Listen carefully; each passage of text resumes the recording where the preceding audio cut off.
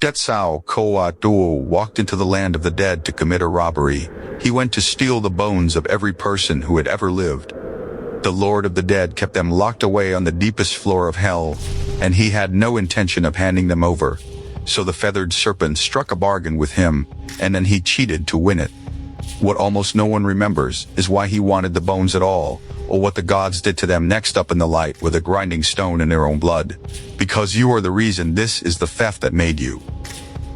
To understand a robbery like that, you have to go back to the end of the world. Not this world, the one before it. The Aztecs believed the sky had already been lit 4 times by 4 different suns, and that every one of them had ended in ruin. Jaguars ate the first age, wind tore down the second, fire rained on the third. A flood swallowed the fourth, 4 whole worlds, and 4 whole races of people. Gone. So the gods gathered in the dark at a place called Cihuacoatl to try one more time. 2 of them threw themselves into a great fire and rose back up as the 5th sun and the moon, and the age we are still living in, began.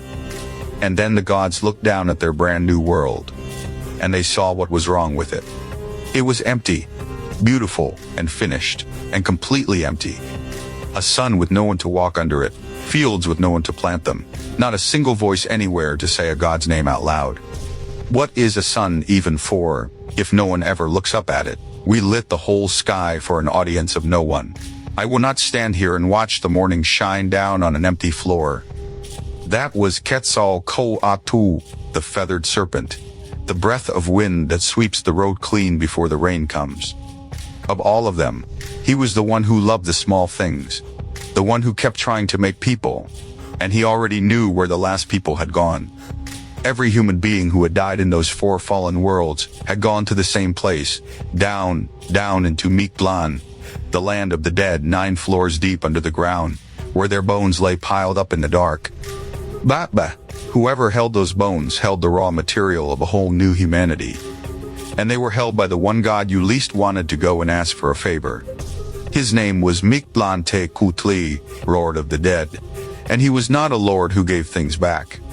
Quetzalcoatl decided to go and ask him. Anyway, he did not go alone. He brought the strangest member of his family with him. Let me make sure I follow. You want the 2 of us to walk down there alive, into the one place nothing living is ever supposed to go, and politely ask the Lord of the Dead to hand over his treasure. He collects bones, brother. He is going to love ours. That was Cihuacoatl, Quetzalcoatl's twin. Born wrong and knowing it, the dog-headed god who lights the way down into the dark. If anyone alive knew the road into Mictlan, it was him. He hated every step of it. He went anyway. The road down into Mictlan is not a quick one. The dead take 4 years to walk it. Quetzalcoatl and Cihuacoatl went the whole way in the flesh. They crossed the first floor and the second. They forded a black river where a yellow dog ferries the dead across on its back, and Cihuacoatl knew the dog by name. They slipped between 2 mountains that grind together and clap shut on anything too slow. They climbed a slope of loose obsidian that cut at their feet. They crossed a plain where a wind full of stone knives comes screaming out of the black, cold enough to strip a soul down to nothing. 8 floors of this, 8, and every single thing down here would rather we never reach the bottom. Does that tell you nothing, brother? The dead do not want to be dug back up. The dead are not the ones I came all this way to ask. Keep walking. And at the 9th floor, at the very bottom of everything, the dark opened up into a hall. A hall built out of bone, and on a throne at the center of it sat a giant. Mictlantecuhtli, his face was a bare skull, his hair hung in black coils strung with stars, and his teeth were bared in the grin that skulls can never stop making. Beside him sat his queen, just as fleshless, just as patient.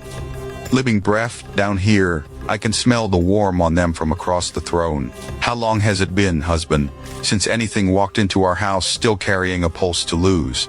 The Lord of the Dead lifted his head very slowly, the way a spider notices its web move. And he asked the feathered serpent what he wanted, as if he did not already know. The bones of the people who lived and died in the worlds before this one.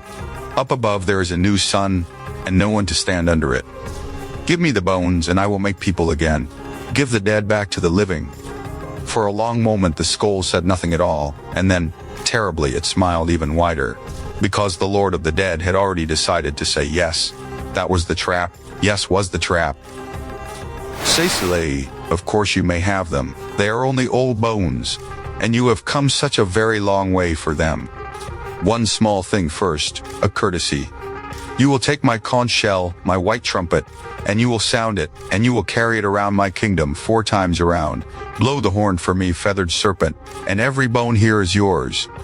It sounded like nothing at all. A horn, a lap of the room, 4 times over. Quetzalcoatl reached out and took the shell, and found that it was solid. There was no mouthpiece. No holes had been bored into it anywhere. It was a conch. You could not blow a trumpet with no way to make a sound, and the Lord of the Dead settled back on his throne of bone to watch a god fail a task that was built to be failed. It is a dead shell, brother. There is no hole in it. He is not giving you anything. He is just going to sit there and watch you turn it over in your hands until the sun burns out. That is the whole joke. We are the joke. But Quetzalcoatl was the god of the wind, and the wind has never once waited for a door to be opened for it. It makes it so. He called down into the earth, and the worms came up, the little burrowers, the ones that live in what the grave leaves behind, and they chewed a road straight through the solid shell until it was riddled from end to end. Then he called for the bees, a whole furious swarm of them, and they poured inside the hollowed shell, and Quetzalcoatl lifted it to his mouth and breathed. And the conch screamed.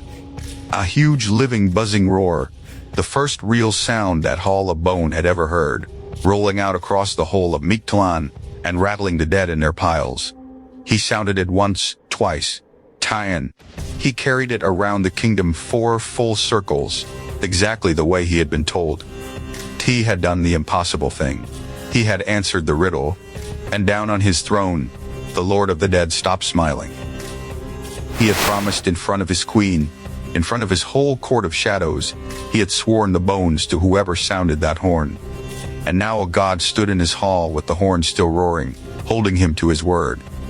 So the Lord of the Dead did the thing cornered powerful men have always done. He said yes out loud, and under his breath he said something else. Take them, take your bones and go. Feathered serpent, you won them fairly. Dig a pit across the road behind me quickly where he cannot see it. He does not carry my treasure out of my house whole, not whole. But Quetzalcoatl heard the whisper, or the wind heard it, and carried it to him, and he was already moving. He went to the great pile and took what he had come all this way for, the bones of a man, the bones of a woman, both halves of a whole new people, gathered up in his arms. And he ran. He ran for the long road up 8 floors of teeth and knives and grinding stone between him and the sky, the precious bones clutched against his chest and the entire land of the dead waking up behind him. After him, he is robbing the dead. Bring him down before he reaches the light. So the Lord of the Dead sent his servants boiling up the road, and he sent something smaller too. A quail, one startled little bird, flushed up out of the dark straight into the feathered serpent's path. It should have been nothing, a bird, but it broke his stride at exactly the wrong step. He fell. The pit was right there under the next step, exactly where the whisper had put it, and the greatest of the gods went straight down into it, and the whole world went black. For a moment, Quetzalcoatl lay at the bottom of a pit in the land of the dead, as still as everything else down there. The quail came fluttering down after him, and it began to peck at the bones. Because the bones had gone flying, every one of them knocked clean out of his arms in the fall, and they hit the stone and they broke. The long ones cracked, the small ones shattered. Man and woman splintered together in the dark, nibbled at the edges by a little brown bird. This is the part the Aztecs never smooth over. The material we are made of got dropped, it got broken, and it got broken unevenly. Some pieces long, some pieces small, some barely there at all. That is why they said, we do not come out matched. Why one child grows tall and the next stays small. Why no 2 people are ever cut to quite the same measure. It happened here in a pit because a bird made a god trip. And then Quetzalcoatl woke up. He came back to himself at the bottom of that hole and he understood what had happened. and something in him just refused it. He was not going to climb back up into the light with nothing. He was not going to leave them down here in pieces. No, not for a bird. Not this close to the surface. I did not carry you down through every floor of the dark to lose you on the last one. Come here, all of you, every last piece. So he gathered them on his hands and knees in the pit. In the dark, with the quails still pecking at his fingers, he picked up every broken scrap of bone he could find. He did not sort them. He did not try to mend them. He just got all of it, wrapped it, and held it tight. And then the feathered serpent climbed up out of his own grave 8 floors, all the way back to the light, and he carried the broken bones of the world home. The Lord of the Dead never caught him. In the end, the great collector of bones lost the only bones that ever really mattered, and was left sitting on his throne with a horn that would not stop ringing, and an empty space in the pile where the future used to be. He carried them up into the light to a place the gods called Ta Moan Chan, the garden at the beginning of things. And he laid the broken bones down in front of the one person who would know what to do with them. Her name was Cihuacoatl, the serpent woman, the oldest mother, the one who kneels at every birth and every grave. And she took one look at the splintered pile the feathered serpent set down, and she did not flinch. So this is what you went to the bottom of the world for. Bones? Good bones are enough. Bones are how everything starts. Set them down here on the stone and go and wash the grave off your hands. The rest of this is women's work. And then she did the last thing anyone expects in a creation story. She knelt down at a grinding stone, the flat stone every woman uses to grind the day's corn, and she poured the bones out onto it, and she ground them. Back and forth, the way you grind maize for bread. The bones of the old dead worked down under stone into a fine pale meal, until the whole broken humanity was a soft heap of dust, sitting in a green jade bowl. And that the Aztecs believed is what we are: not clay, not carved wood, ground bone. The leftovers of the people who came before us, milled fine and poured out to be used again. But ground bone is only dust. Dust does not breathe. Dust does not stand up and say a god's name. It needed one more thing, and here is where the story asks its hardest question of the gods themselves. It needed to be paid for. So Quetzalcoatl stepped up to the bowl of bone dust, and he opened his own body, and he let his own blood fall down into it, drop by drop. And the other gods came and did the same. They bled themselves into the meal of the dead. Divine blood into ground up bone. That was the whole recipe. That was the price. Life did not come free out of the dirt. The gods had to tear it out of their own bodies and pour it in by hand. And the dust drank the blood, and it moved. It rose up out of the jade bowl as a man and then as a woman, breathing, warm, alive for the first time in this fifth and final world. The first people of our age stood up on their feet, made of the ground bones of the dead and the fresh blood of the gods. Now they are real, and they will owe for it every last one of them right down the ages. You do not get made out of a god's own blood for free, but that is a bill for another day. Today, they simply get to live. So look at what you actually are. If the Aztecs had it right, you are not molded out of fresh, clean clay by a smiling god. You are ground down out of somebody else. The people of the 4 dead worlds went into the bowl, and we came out. We are the dead reissued. Every one of us walking around on borrowed bone. And we came out uneven, because the bones broke in the pit, tall and short, strong and frail, no two the same. The Aztecs looked at that unevenness, the plain unfairness of how bodies come out, and they did not blame it on the gods being cruel. They blamed it on an accident in the dark, a bird, a stumble, by a god who tripped while trying to save us. There is something almost gentle in that. Your flaws are not a punishment handed down from on high. They are just the cracks from the fall. And then there is the debt, because we were not made for free. The gods opened their own bodies to make us stand up. They paid in blood, out of pocket, so that the 5th sun would have someone to shine on, and the Aztecs took that fact with total seriousness. They had a name for what it made us. Macehualtin. It means something close to the ones who were deserved, the ones earned through penance, the people the gods bled for, and so the people who owe the gods back. That single idea sat underneath an entire civilization. If your own life was literally paid for in divine blood, then you carried a debt you could never quite clear. You owed the sun, you owed your own return.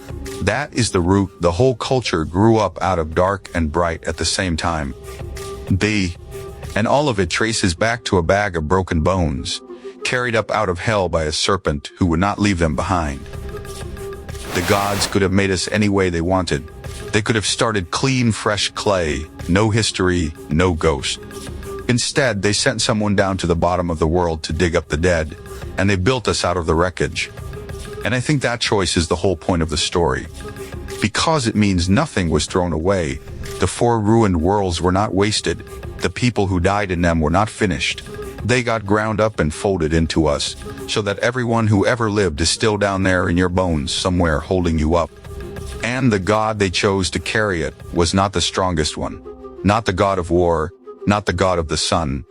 They sent Quetzalcoatl, the one who loved the small things too much to leave them broken on a floor. He is not a hero because he beat the Lord of the Dead. He barely beat him. He tripped over a bird and lost half of what he came for. He is a hero because when he was lying at the bottom of a pit with the future in pieces around him, he got up, and he gathered every splinter, and he did not leave a single one behind. That is the god the Aztecs put at the very start of us. Not a conqueror, a collector of broken things down on his knees in the dark, refusing to go home empty. We are what he refused to leave behind. So the next time you feel put together out of spare parts, a little uneven, a little cracked, carrying more of the past than you ever asked to carry, good, you come by it honestly. That is exactly what you are made of, and a god went to hell to get it. The breath in your chest is the same trick he used on that conch. Something hollow, something quiet, made to sing anyway. So here is my question, and I would honestly love your answer down in the comments. Quetzalcoatl cheated the Lord of the Dead to make us. He tricked him, robbed him, broke a promise wide open. Was he right to, or did he steal something that was never meant to come back up into the light? Tell me. I read them. This is the forgotten Pantheon, where the gods bleed to make you and then hand you the bill. If the feathered serpent got to you, subscribe and stay down in the dark with us a while. Because Quetzalcoatl does not stay a hero forever. One day this same god gets tricked himself, made drunk, shamed so badly that he sets himself on fire and rises up as the morning star. That is the fall of the feathered serpent. Come back for it.